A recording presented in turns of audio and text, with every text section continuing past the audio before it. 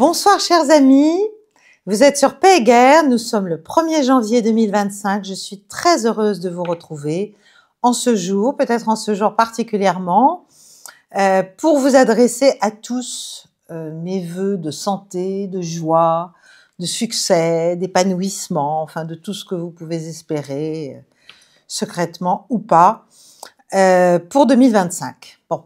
C'est banal, hein, l'échange de vœux, c'est très banal. Et pourtant, c'est important. Ce sont des vœux, en ce qui me concerne, sincères. Car bien sûr, je ne peux pas vous connaître, à part certains d'entre eux, mais je voulais aussi vous remercier de votre assiduité à suivre Paix et Guerre depuis 1 an maintenant, bientôt, dans 15 jours. C'est quand même un canal austère, où les nouvelles sont rarement bonnes, où je vous engage plutôt à faire des efforts, en fait, de lucidité, de discernement, d'introspection, et même de combat intérieur contre vos travers, et les miens d'ailleurs aussi, intellectuels, mais aussi moraux. Bref, c'est pas très glamour, Paix et Guerre, faut quand même le dire. Mais voilà, moi j'aime beaucoup faire cela depuis 1 an, et je vais continuer. Et je pense aussi, c'est une grande partie de ma motivation, je pense que vraiment chacun a le droit, chaque citoyen a le droit de connaître un maximum du dessous des cartes, on va dire. Même si je ne peux pas tout expliquer, d'ailleurs je ne sais pas tout, mais je ne peux pas tout expliquer en détail, sur tous les sujets, à tout moment, sur le monde entier. Donc je fais des choix, et j'en ferai d'autres aussi cette année, si l'actualité m'en laisse le loisir. Bref, on peut pas vivre juste les yeux fermés, en étant indifférent à tout, et en espérant passer entre les gouttes éternellement.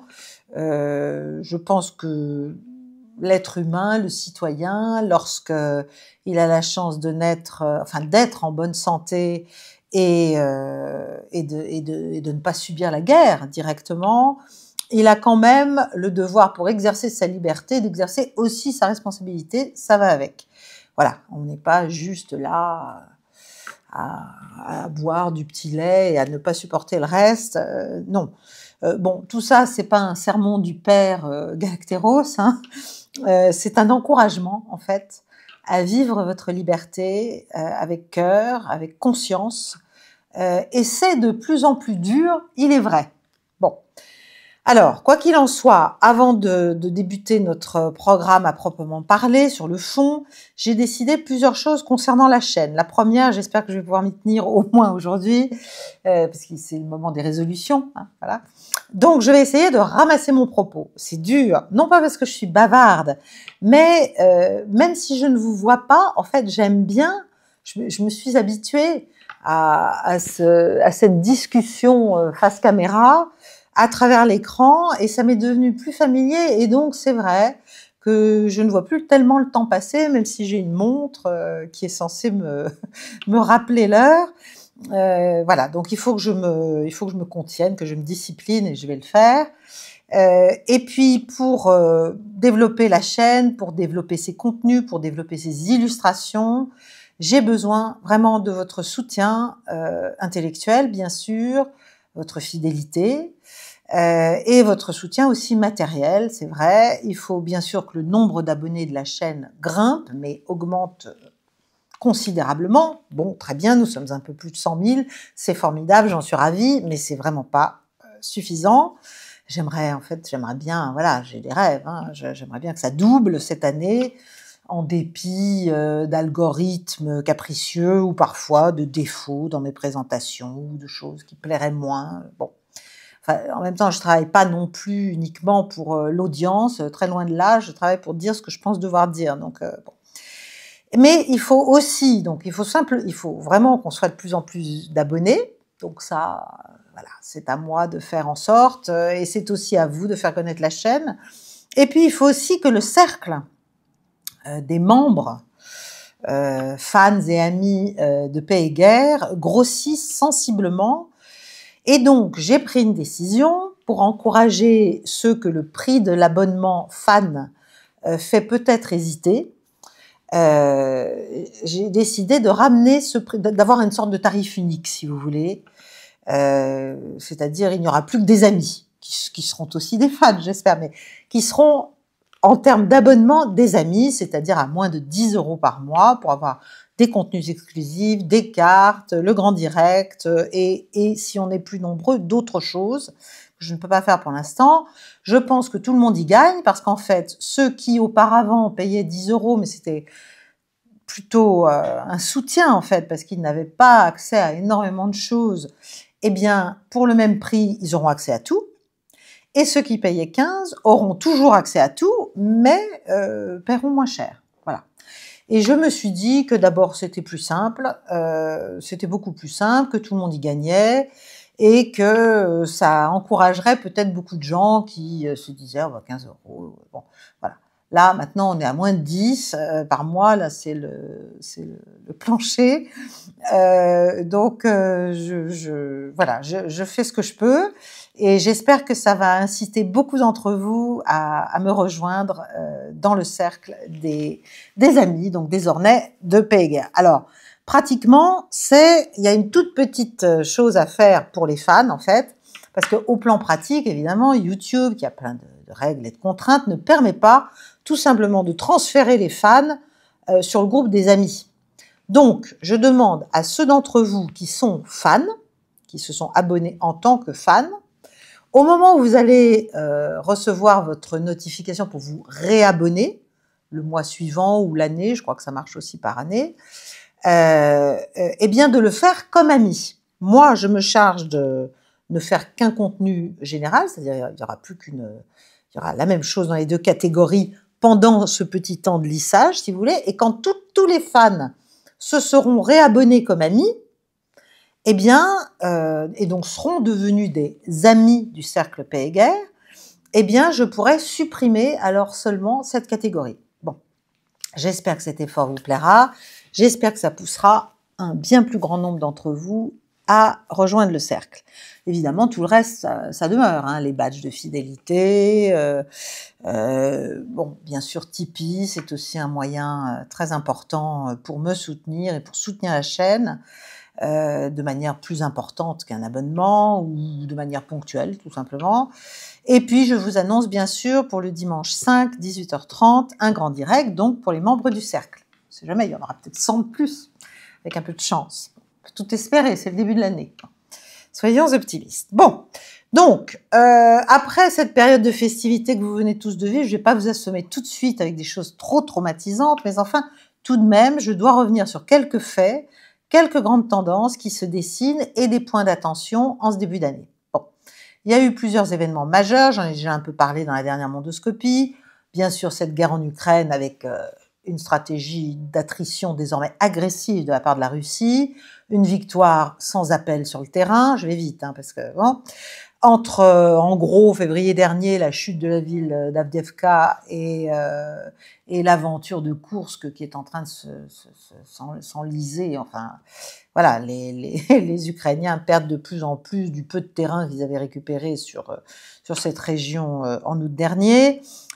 Tout va mal, vous le savez, sur plein de sujets, que ce soit les matériels, que ce soit les hommes.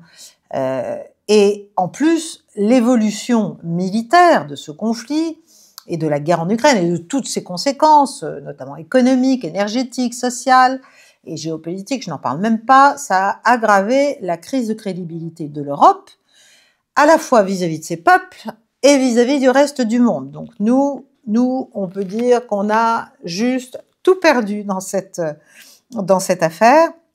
Mais le problème, comme vous le savez, comme je vous le répète, c'est que ça n'entame pas du tout, n'est-ce pas, le déni dans lequel nous nageons, nous pataugeons, nous enlisons en poussant des petits cris de plaisir. On est dans un déni. Même Zelensky, sans le vent tourner, on voit que pour l'instant, en tout cas, vu que Trump arrive au pouvoir officiellement maintenant dans 3 semaines, eh bien, il y a quand même une baisse là des attaques par missile de moyenne portée, enfin dans la profondeur russe. Donc, il sent le vent tourner, Zelensky. Ça va pas suffire, hein. Je pense qu'il va être très très important de lui mettre la pression un maximum pour qu'il arrive aux négociations qui seront déterminé, décidé, orienté par Donald Trump et ses équipes, en ayant bien compris qu'en fait, il n'y a pas trop le choix, si vous voulez. Même si ses anciens parrains de l'administration sortante démocrate lui font des promesses, même si le chef de la CIA, Burns, est allé le voir il y a quelques jours, même si Biden, dans ses dernières minutes, non pas de lucidité, mais de pouvoir, essaie de lui faire encore accorder 1 milliard supplémentaire, etc., etc., quand même, il va y avoir des discussions. La question, c'est sur quelle base? La question, c'est à partir de quel niveau de lucidité et d'information du président Trump ces négociations vont-elles pouvoir s'engager? Bon, c'est pas du tout, rien n'est évident, rien n'est certain. On suivra ça, bien sûr, sur Mondoscopie très étroitement.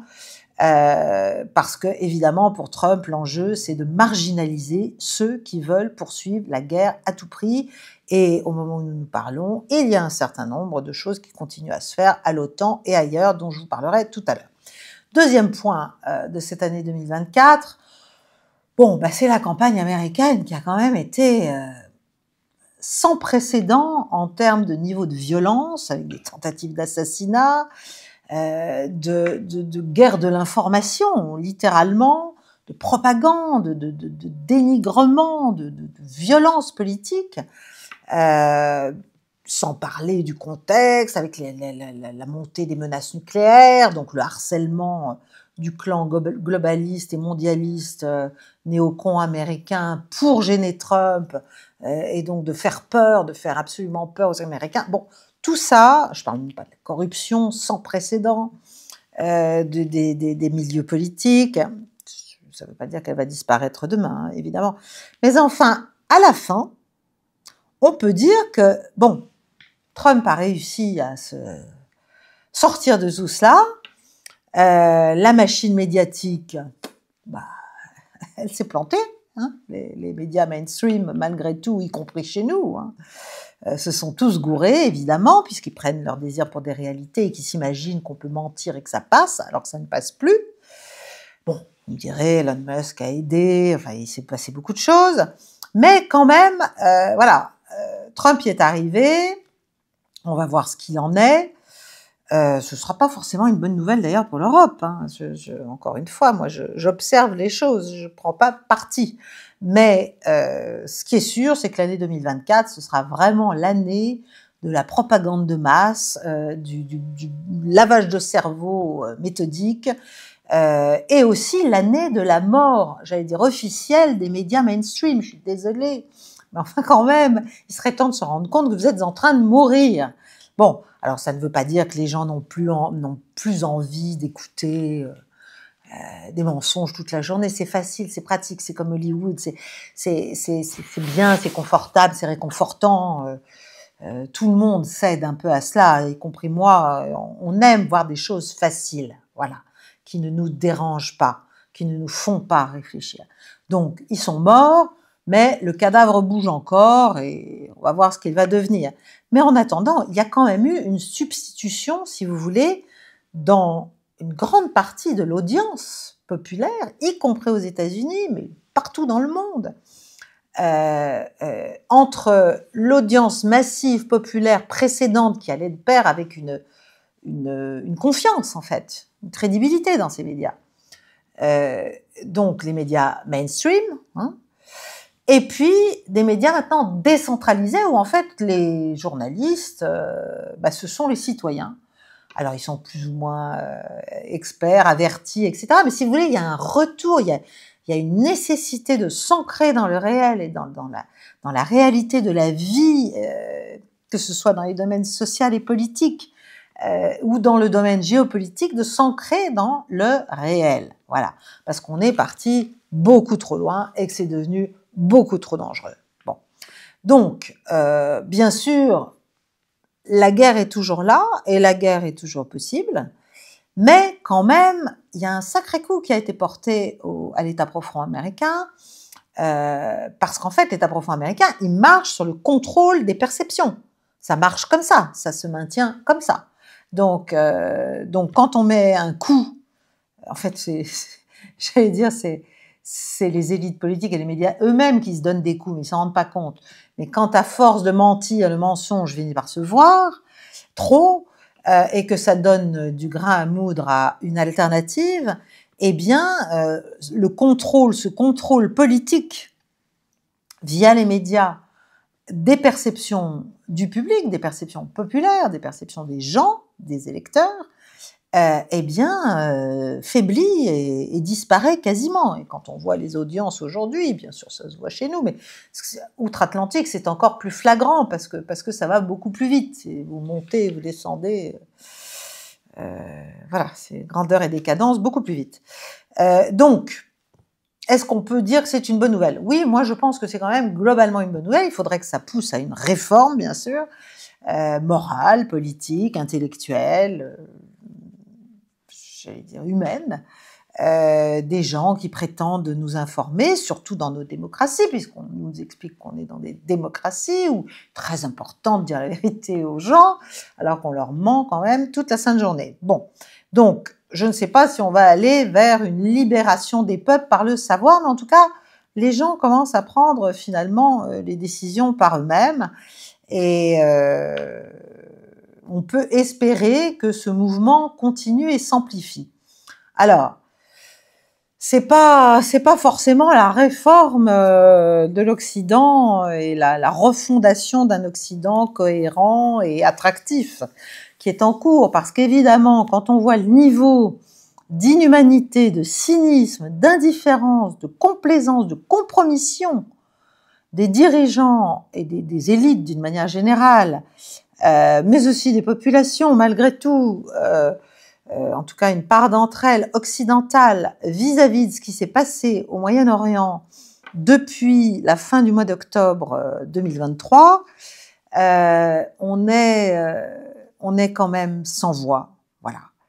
Et toute l'omerta de la terre, tout ce qui est fait pour escamoter le regard, pour empêcher de comprendre ce qui est en train de se passer et d'en être révolté, que ce soit à Gaza bien sûr, ou que ce soit au Moyen-Orient avec ce qui se passe en ce moment même en Syrie, eh bien, voilà, tout ça n'est pas très rassurant, très réconfortant, et on se dit qu'il y a quand même encore de très très fortes ressources de cynisme et de mal, en fait, pur, et mal, hein,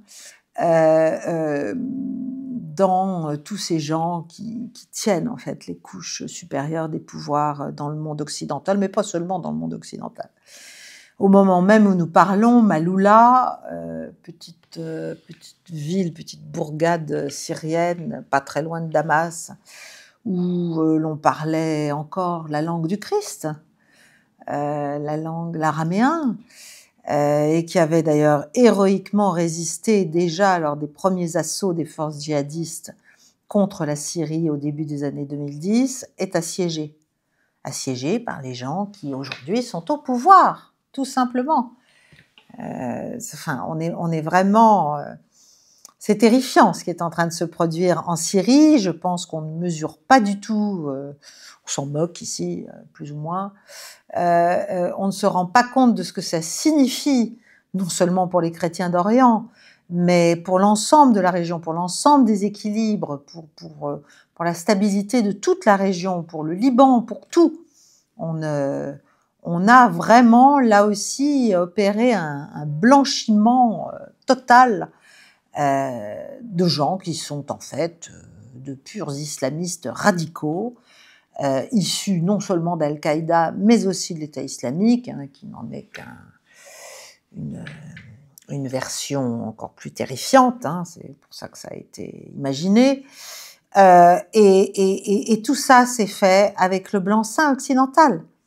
Le blanc-seing américain, le blanc-seing britannique, le blanc-seing probablement israélien, et bien sûr la Turquie qui, elle, essaie d'en profiter, et jusqu'à quel point s'entendra-t-elle avec Israël pour en profiter? C'est une des questions qu'il faudra étudier aussi en 2025. Bref, et quant à Gaza, j'en ai déjà parlé dans plusieurs émissions, voilà, moi personnellement, je ne peux pas, je peux pas comprendre en fait ce qui se passe et le niveau de volonté de destruction comme ça, et surtout le fait que personne ne dit rien. On laisse faire. Benjamin Netanyahou est ovationné, a standing ovation, au Congrès. Enfin, on est, si vous voulez, c'est là que c'est suicidaire pour l'Occident, parce que nous montrons à la face du monde notre totale absence de scrupules face à une tentative de réduction d'une population en poudre, littéralement. Donc ça, c'est extrêmement grave, et c'est extrêmement grave géopolitiquement. C'est pas seulement grave, évidemment, pour les malheureux qui sont là, dans ce territoire enfermé et qui subissent cette ultra-violence, mais c'est gravissime pour ce que ça dit du monde et pour ce que ça dit donc de notre partie du monde et pour ce que ça dit donc du soutien de plus en plus faible que nos prétendues armatures de principes, de vertus, de morale et du coup de conseils et même d'ordre qu'on prétend donner au reste de la planète inspirent le dégoût. Voilà. Alors évidemment, on a réussi à cornériser le truc, ça a été instrumentalisé par les uns, par les autres, donc comme ça a été dénaturé. Donc comme ça, on ne s'intéresse pas au fond du sujet, c'est formidable, on n'en parle pas. Bon, on est vraiment, si vous voulez, il y a une dissonance formidable entre la réalité du monde, la réalité de ce qu'on y fait, et la permanence de prétentions complètement qui n'ont rien à voir avec ces actes, voilà, et avec les évolutions du reste de la planète. Donc, il y a fort à parier que si on ne comprend pas ça et s'il n'y a pas un nouveau leadership occidental, et ça peut être les États-Unis, mais pour ça, il faudrait prendre beaucoup de hauteur, il faudrait que le président Trump prenne beaucoup de hauteur. S'il n'y a pas une rénovation, si vous voulez, une réforme au sens premier du terme de notre partie du monde, eh bien, on va continuer de sombrer dans la tyrannie et l'illibéralisme, parce qu'en fait, on est en train de tomber dans ce qu'on dénonce chez les autres. C'est quand même ça aussi le paradoxe, qui n'est pas drôle, mais voilà, qui existe. C'est-à-dire que comment faire pour tenir des populations alors qu'on est, en tant qu'élite, tellement aux antipodes du discours qu'on tient dans nos actes. Donc, comment on fait? Eh ben, on renforce le contrôle social et politique et on croit que ça va passer. Donc, et ce qui est assez frappant, c'est que ça se voit partout dans le pôle occidental.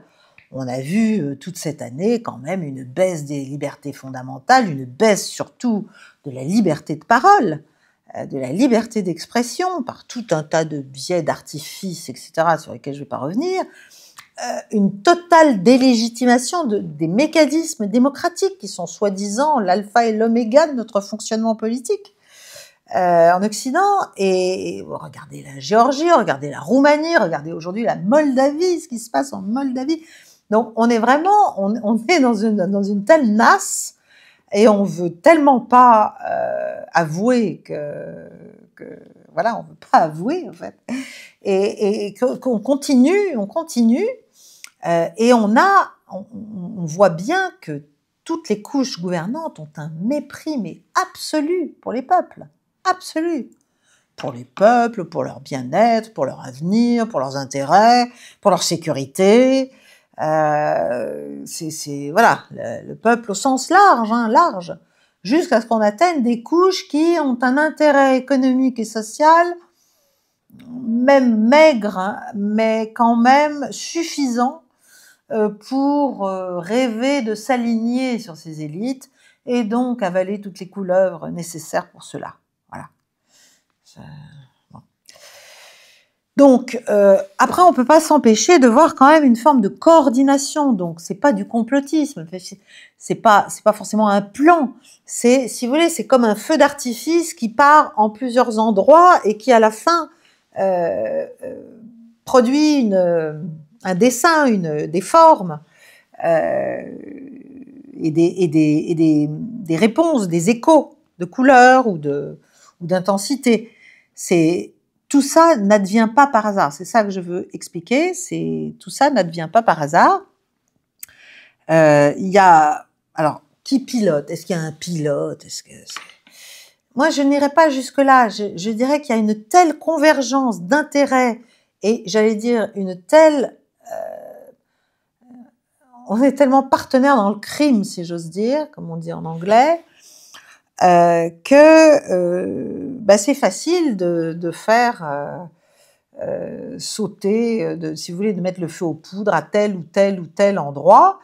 Bon, il y a quand même des structures qui existent, qui existent aujourd'hui, que ce soit Davos, que ce soit Bilderberg, que ce soit le World Economic Forum, quels que soient les gens qu'il y a derrière ou pas, il y a en tout cas une convergence d'intérêts entre une classe qui est de plus en plus décorrélée des populations, des États qu'elle dirige.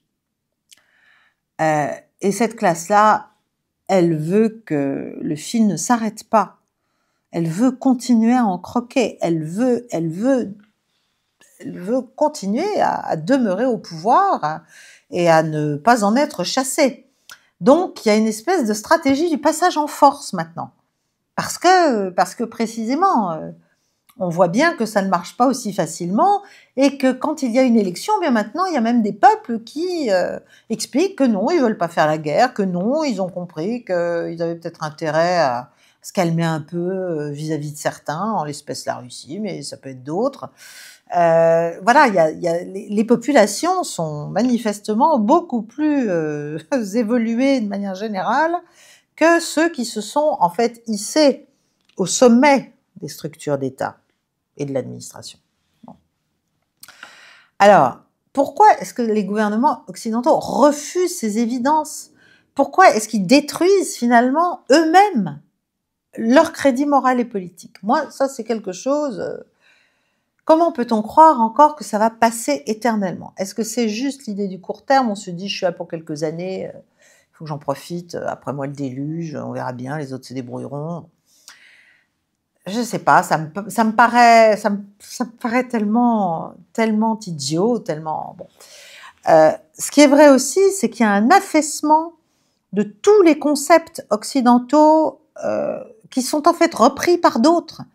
Mais tous les concepts du droit international, de la conscience humanitaire, c'est tellement énorme. Et là, ça s'est vu, ça devient effrayant, si vous voulez. C'est tellement ouvert, c'est tellement assumé. Bon, ça fait 10 ans que je dénonce ça, donc je suis pas surprise, si vous voulez, mais c'est toujours plus. Et évidemment, l'exemple colossal qui a été donné là, devant les yeux du monde entier, effaré, c'est Gaza. C'est-à-dire qu'évidemment, on aurait pu quand même espérer assez vite, après le début des opérations israéliennes en réponse à l'attaque du 7 octobre, bien, le droit d'Israël à se défendre, très bien, admettons, même si Gaza n'est pas un État, Gaza est un bout de territoire occupé, si vous voulez, donc n'a pas du tout les mêmes droits à la légitime défense qu'un État, ni les mêmes devoirs surtout, qu'un État souverain. Bon, c'est une autre querelle, mais au-delà de ça, même tout simplement, au niveau des gouvernements, du pôle occidental, des alliés d'Israël, là, on a vu que être allié, ça voulait dire, en fait, se taire sur tout, ne critiquer en rien, et même aider à la perpétration des crimes de guerre, de ce qui s'est passé à Gaza, cette punition collective complètement délirante, inadmissible, injustifiable. Et en fait, qu'est-ce qui s'est passé? Tout le monde a soutenu. Tout le monde a soutenu. C'est l'omerta totale, le silence de tous les soi-disant pourfendeurs, n'est-ce pas, de la violence, de l'injustice, des, des violations des droits de l'homme, etc., etc. Là, il y a des violations des droits de l'homme massives, journalières, quotidiennes, et ça continue depuis plus d'1 an. Et non, là, on dit rien. Alors, à part, bien sûr, beaucoup de gens, en fait, des voix, mais qui ne sont pas, qui ne forment pas cette couche, qui sont des dissidents, d'une certaine manière intellectuelle, des gens qui réfléchissent par eux-mêmes, des gens qui ont une conscience, des gens qui se disent, mais je ne peux pas cautionner ça, et surtout pas en tant que juif. Ah. Bon. Donc, tout est là, sous nos yeux, et ça se poursuit, on détourne la tête, voilà. Encore une fois, le Congrès américain, comme je l'ai dit, se lève pour applaudir Benjamin Netanyahou. Enfin, c'est les sommets de compromission, c'est terrifiant. C'est comme une éclipse de la conscience humaine, si vous voulez. Depuis 15 mois, pour moi, c'est ça. Et les médias, bien sûr, sont complices. Les médias blanchissent. Hein. Et donc, ils creusent leur tombeau, parce que c'est trop énorme. Parce que les images arrivent, parce que les infos arrivent, parce que on sait ce qu'il est advenu des false flags et toutes les déclarations israéliennes du début sur un certain nombre de choses, de crimes, etc. Tout a été démonté systématiquement. Donc, bien sûr, les démentis n'enlèvent rien enfin, enlèvent peu à l'impact d'une information, même fausse, hein, on le sait. Mais si vous voulez, là, il y a un problème, c'est que nous-mêmes, nous couvrons ce qui se passe. Nous couvrons ce qui se passe. L'Occident couvre ce qui se passe. La France, de ce point de vue-là, a su quand même dire un certain nombre de choses importantes, donc soyons justes. Pour le coup, le président de la République a osé quand même dire certaines choses. Mais voilà, on a été dans des sommets de contrôle narratif, quoi, de désinformation, de contrôle narratif. Et donc, qu'est-ce qui se passe avec ça? Une fois qu'il n'y a plus de soubassement moral et politique, de crédibilité pour forcer les gens à se contraindre, si vous voulez, on est vraiment dans la jungle, dans un monde sans foi ni loi. Mais là, c'est pas Poutine, Xi Jinping, c'est nous qui donnons le là. C'est nous qui donnons le là. Et c'est nous qui nous privons d'absolument toute possibilité sérieuse de prétendre faire des leçons à qui que ce soit. C'est impossible.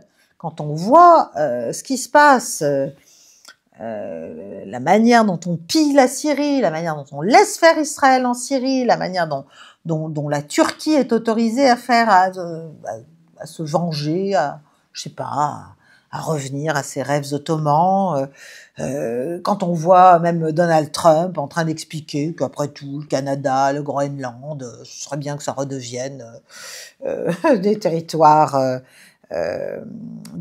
américains. Bon, enfin, ça devient surréel, quoi. Et c'est pas pour rien d'ailleurs que de l'autre côté, du côté multipolaire, sud global, etc., etc., ils ont beau jeu de dire, ben non, mais nous, on veut revenir à la Charte des Nations Unies. Nous, on veut revenir à une manière plus égalitaire et plus contrôlée, à un droit international, à un droit humanitaire international, etc., etc. Nous détruisons nous-mêmes nos institutions internationales. Donc c'est 2024, c'est quand même l'année aussi de la nausée, si vous voulez. C'est l'année nausée face au double standard. Et je pense l'effet boomerang qui se voit en Ukraine, qui se voit sur un certain nombre de théâtres, va se voir de plus en plus et de plus en plus partout, parce qu'il y a une défiance des peuples. On le voit bien en Europe face à la commission d'Ursula von der Leyen. On voit bien ce qui se passe. Alors, bon, vous avez à côté de ça une concentration capitalistique comme jamais. Là, on est encore dans des fusions de plus en plus folles. Enfin, on a quand même un très très petit nombre de très grandes entreprises énormes, de consortiums énormes qui contrôlent pratiquement la moitié des marchés financiers. Enfin, c'est délirant. Donc, on est, si vous voulez, le pouvoir se concentre dans les mains d'un nombre de gens de plus en plus petits, et l'encouragement au chaos, ça produit pas de l'ordre. Ça produit vraiment une montée vers le chaos, une montée vers les extrêmes, une montée vers aussi les frustrations et donc les envies de tout casser et de tout changer. Donc il y a une crise vraiment démocratique au sein du monde démocratique occidental, bon, qui est très très forte et qui se voit en Afrique aussi, mais qui se voit en Occident d'une manière très nette et qui s'est vu très très bien avec Trump aux États-Unis. Là, ça a été vraiment clair et net. Il a fait sa campagne quand même beaucoup sur les réseaux sociaux. Et en fait, les gens, ils veulent plus le mainstream media, non pas parce que y a que des mauvaises nouvelles, ça c'est du pipeau. Ils veulent plus parce qu'ils ont bien compris qu'on leur mentait en long, en large et en travers.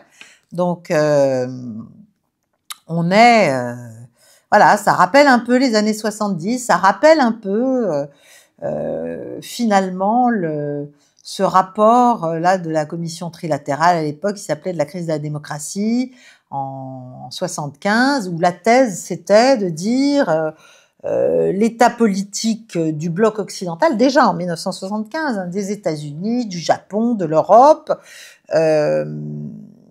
c'est un état où il y a des problèmes de gouvernance, mais ça vient d'un excès de démocratie, donc il faut aller vers un peu plus d'autoritarisme. C'est pour ça que je vous disais qu'il est possible qu'on aille vers plus d'illibéralisme et plus de, non pas de tyrannie au sens oriental du terme, mais d'autoritarisme de nos pays prétendument démocratiques. Parce que déjà à l'époque, on disait, mais en fait, si ça cloche, s'il y a une crise de la démocratie, c'est parce qu'il y a des excès démocratiques et il y en a trop en fait de la démocratie.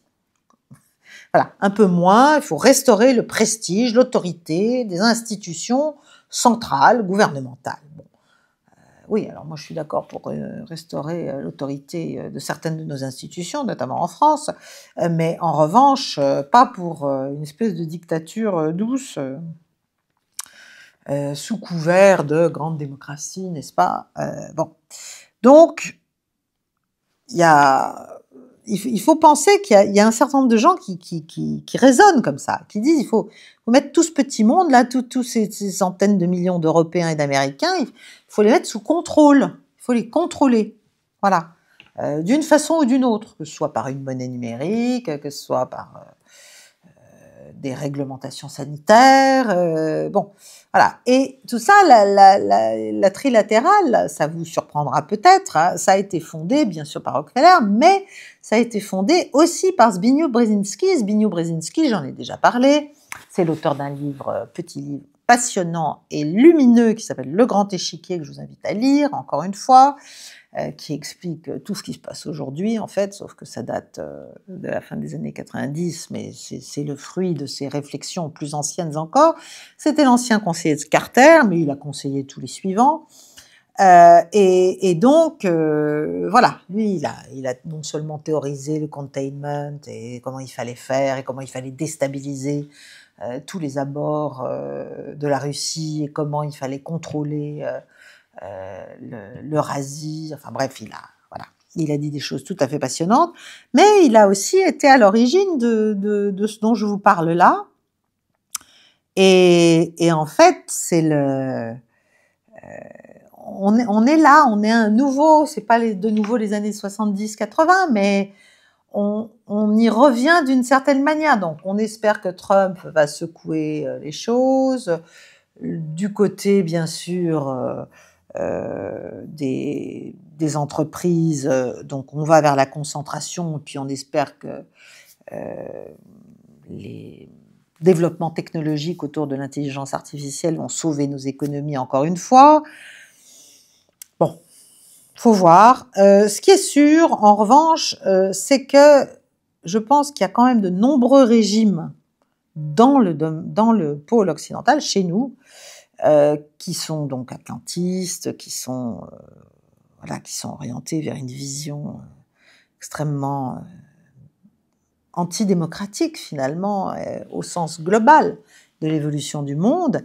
Et on voit bien que tous ces gens sont de plus en plus mal en point politiquement et que des partis alternatifs montent. Bon, en France, on a le Rassemblement national, mais enfin, il y a l'Autriche avec le FPE, il y a l'AfD en Allemagne, il y a le parti de Nigel Farage au Royaume-Uni. Enfin, il y a beaucoup, il y a ce qui se passe en Slovaquie, ce qui se passe en Roumanie, ce qui se passe dans plein de pays, en fait.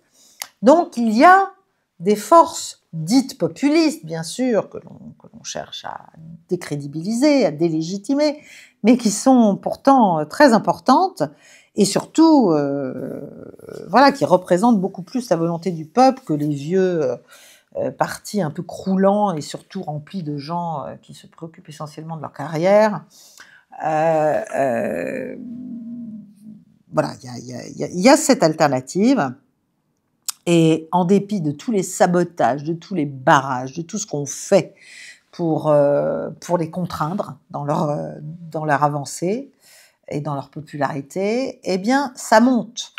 On voit ce qui se passe en France, bien sûr, mais on voit aussi ce qui se passe en Allemagne, on voit ce qui se passe au Royaume-Uni, on voit ce qui se passe au Canada. Enfin, c'est quand même, je ne parle pas de petits pays, entre guillemets, hein, je parle de pays importants, qui sont au cœur, vraiment, le cœur battant du pôle occidental, même au plan stratégique, et certainement au plan économique. Donc là, on voit que la théorie des dominos pourrait trouver une nouvelle jeunesse, n'est-ce pas? Mais c'est pas celle qu'imaginaient les États-Unis de l'époque. On voit ce qui s'est passé en Roumanie, Corée du Sud. Alors la Moldavie, bon, c'est un autre sujet. La Géorgie, bien sûr. Mais voilà, il y a des forces qui cherchent bien sûr à empêcher ces mouvements d'émerger, à empêcher le peuple de s'exprimer. Mais ça n'est pas si simple. Ça n'est pas si simple. Et en plus, il y a quand même maintenant une crise énergétique. Donc il y a une subordination énergétique de l'Europe aux États-Unis qui est terrible. Et encore une fois, que nous avons voulu, que nous avons souhaité, que nous avons accepté tout plutôt que le gaz russe, n'est-ce pas? Quelle horreur! Eh bien voilà, maintenant on y est, on est bien coincé. Et il faut voir ce qui va advenir, y compris de nos malheureuses économies en 2025. Et là, c'est loin de me réjouir. Et puis bien sûr, 2025, ça va être une année quand même charnière pour la guerre en Ukraine, qui a bientôt 3 ans. Des centaines et des centaines et des centaines de milliers de morts inutiles. Si vous voulez, je pense que ce qui va se passer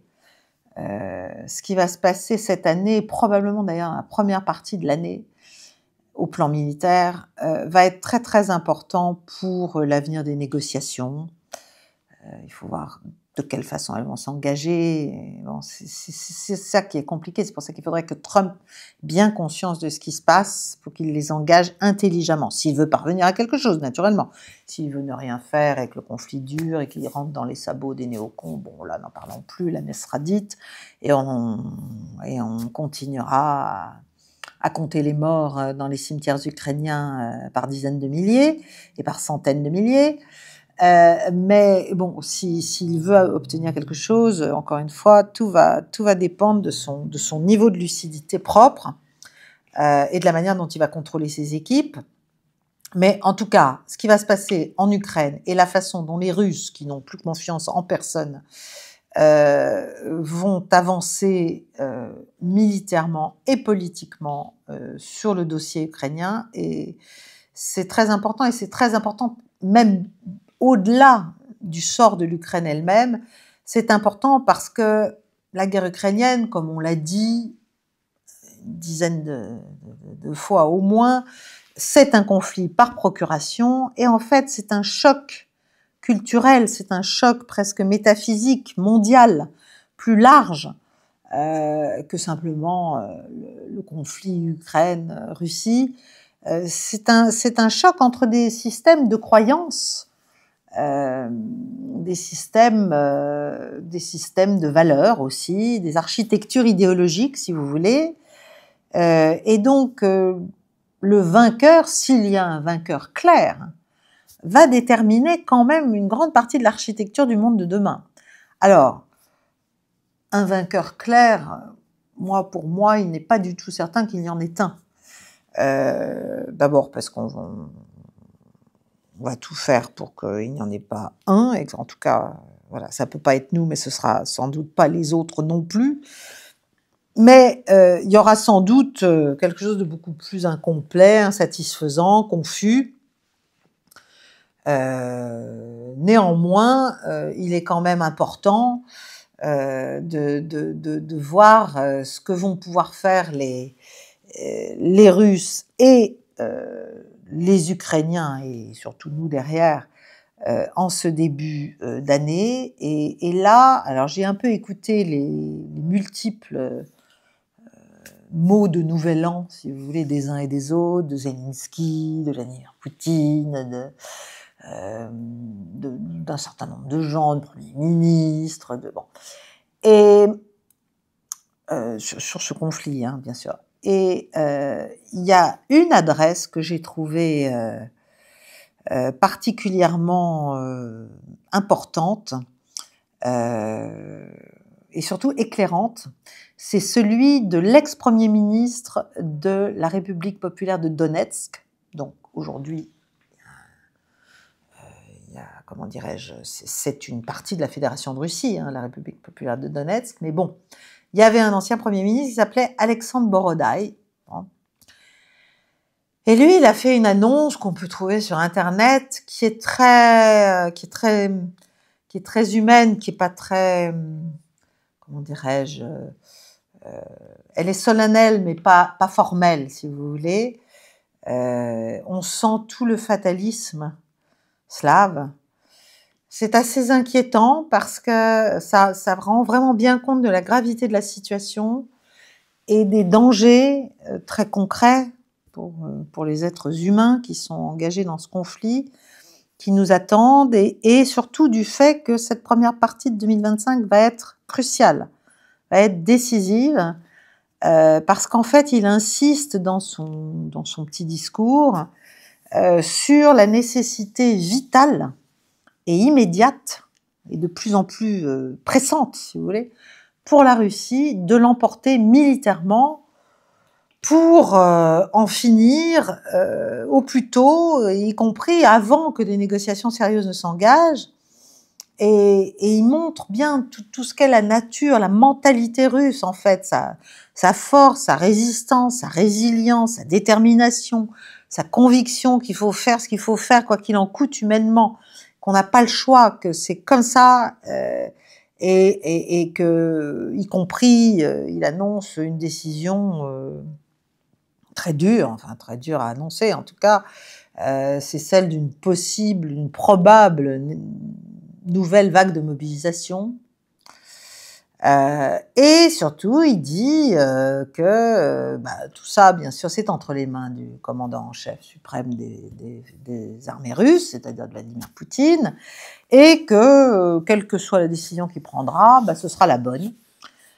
Et là, on a vraiment la démonstration d'une, je sais pas comment dire ça, d'une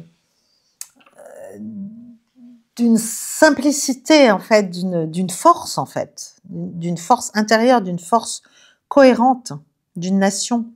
Et je pense qu'on devrait vraiment écouter ce genre de choses. Je sais bien, on va me dire, mais non, mais c'est être pro-russe que d'écouter. Non, c'est pas être pro-russe d'essayer de comprendre, c'est pas être pro-russe que de chercher à avoir les paroles des gens, de voir ce qu'ils racontent, de voir comment ils réfléchissent.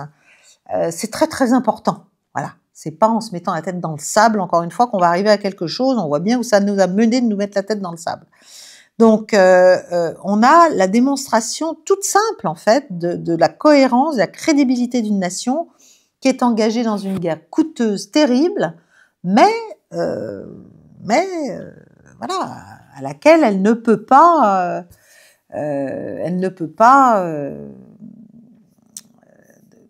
comment dirais-je, renoncer, enfin, elle ne peut pas échapper à ça, elle doit le faire, et elle le fera. Voilà. Donc, bon, c'est... La prochaine fois, dans la prochaine mondoscopie, je reviendrai sur un certain nombre d'éléments, notamment pour la négociation de Trump, à mon avis, parce qu'il y a pas mal de choses qui évoluent en ce moment. Là, j'ai plus le temps, je vois déjà, c'est pas possible, ça fait déjà presque 1 heure que je vous parle. Ça passe beaucoup trop vite, ça passe beaucoup, beaucoup trop vite. Donc, je voulais aussi quand même, hein, ça part mal 2025, si je suis pas capable de tenir 1 heure, ça va pas. Donc, je voulais dire donc que 2025, rien n'est joué en matière de paix, notamment que tout va dépendre effectivement de ce que Trump va être capable de faire, mais qu'on voit bien que rien n'est sûr encore, puisqu'en ce moment même, on a en Moldavie une tentative, sous prétexte énergétique, de carrément venir provoquer la Russie en Transnistrie. Bon, alors, je vous explique ça rapidement parce que c'est important et c'est en cours, si vous voulez. Donc, la Russie a suspendu les livraisons de gaz, enfin les flux de gaz naturel russe à l'Europe qui passaient par l'Ukraine. Et ça, parce que l'Ukraine a refusé de renouveler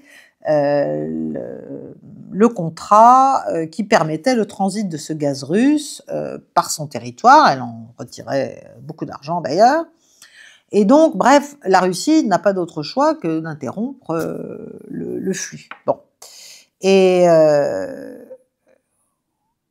là, on voit bien qu'en s'appuyant là-dessus, le deep state américain et les néocons et toutes les équipes sortantes et tous ceux qui sont encore là dans les sous-bassements divers et variés de l'administration américaine essaient de se servir de la Moldavie pour empêcher la paix de se profiler en Ukraine, parce que c'est quand même ça le sujet. Donc, à partir du 1er janvier 2025, en raison de la dette de Moldova Gaz, qui est la société moldave de gaz, Gazprom, la société russe, cessera de fournir du gaz à la Moldavie. La Moldavie, vous savez que c'est frontalier de la Roumanie, et c'est un pays... alors, la Roumanie, ça je l'ai déjà expliqué en long, en large et en travers, c'est le pays indispensable au dispositif de guerre de l'OTAN. Et, si vous voulez, vous avez Roumanie, Moldavie, Transnistrie, voilà, comme ça, et Russie. Donc, l'OTAN tente toujours de faire de la Moldavie, en fait, un centre logistique pour la fourniture d'armes en Ukraine. Donc, il faut que l'Alliance arrive à l'absorber. Même si la majorité des citoyens l'ont dit, ils ne veulent pas faire partie de l'OTAN. Et donc l'objectif de l'OTAN final, c'est la Transnistrie, parce que la Transnistrie, en 2006, elle s'est prononcée, c'est une espèce d'entité autonome, si vous voulez, s'est prononcée pour une indépendance suivie d'une libre adhésion à la Fédération de Russie. Donc la Transnistrie, elle veut échapper à la Moldavie et se faire rattacher à la Russie. Comment faire? Alors, comment faire pour l'OTAN pour arriver à se servir de ce contexte énergétique et de cette situation pour avancer ses pions et gêner Moscou?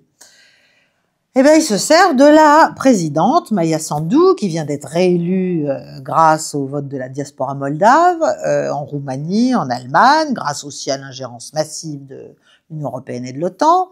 Elle vient de prendre ses fonctions devant un public vraiment éthique, sans H, hein, parce que, bon, elle n'est pas très aimée, mais elle est en train de préparer un prétexte pour attaquer la Transnistrie, bien sûr avec notre soutien, hein, et ça, bon, alors c'est rapporté par les services russes, hein, toutes ces informations viennent probablement d'écoutes ou d'espions qu'ils ont, mais bon, Maia Sandu, au lieu de chercher une solution face à ce problème de coupure d'approvisionnement en gaz russe, solution soit avec Moscou, soit avec Kiev, pour trouver une alternative, Eh bien, elle a dit bon, bah, puisque c'est comme ça, je vais saisir la centrale électrique du district de l'État moldave en Transnistrie, parce que la Transnistrie c'est encore officiellement un bout de la Moldavie. Voilà.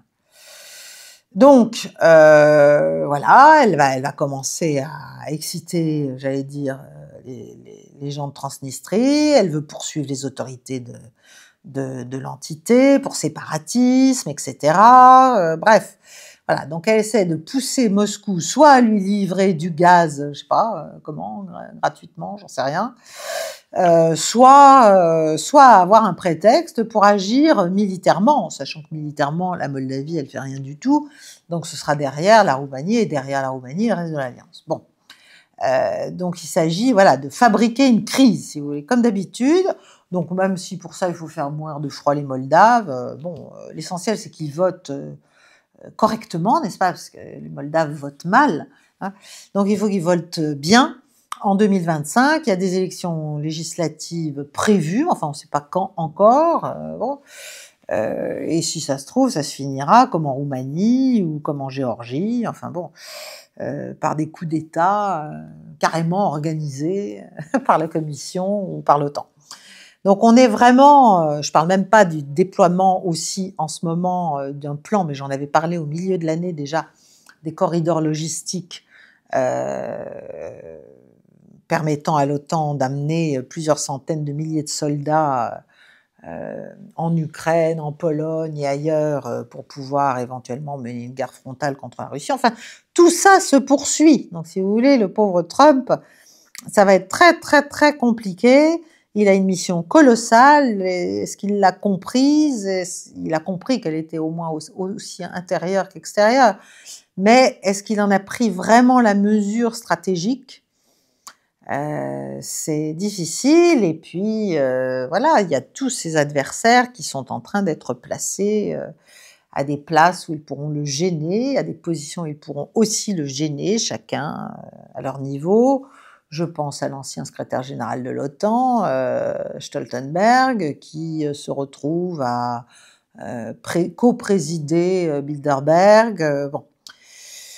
Voilà, quant à la France dans tout ça, pour finir, la France que j'aime tant et que j'aurais voulu voir jouer un rôle vraiment fondamental et très utile pour le retour à la paix en Europe et pour l'apaisement, elle est complètement hors jeu. Elle ne comprend rien, manifestement, à ce qui se passe. Voilà, il y aurait beaucoup à dire et il y aurait une grande étude à faire en fait sur la psychologie des chefs d'État du monde.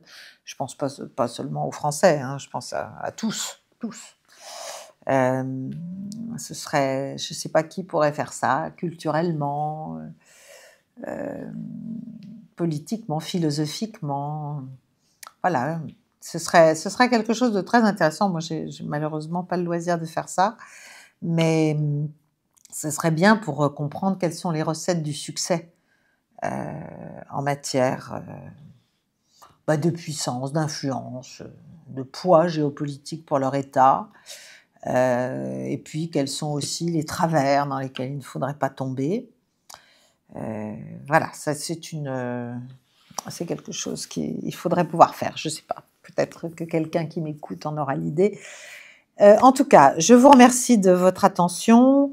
Je n'ai pas pu parler de tout comme d'habitude, mais là, je suis dans les temps, donc je vais m'arrêter au bon moment. Je vous souhaite encore une fois une très belle année à tous ceux qui vous sont chers aussi, qui sont peut-être autour de vous, je l'espère en ce moment. Je vous demande de liker, de partager cette vidéo, de nous soutenir par tous les moyens possibles et imaginables. De rejoindre le cercle Paix et Guerre, vous pouvez le faire dès maintenant, et le faire comme ami, y compris si vous êtes fan. Voilà. J'espère que j'ai été claire dans ce qu'il fallait faire. Les fans doivent s'abonner quand ils se réabonnent, simplement comme amis, ça leur coûtera moins cher et ce sera la même chose. Voilà. Et les autres, auront aussi droit au même contenu, comme ça il n'y a plus qu'une catégorie, ça me va très bien. Merci à tous et à très vite, à la semaine prochaine. Et déjà, pour les membres du cercle, à dimanche soir, 18h30 pour le grand direct. Au revoir, bonne soirée.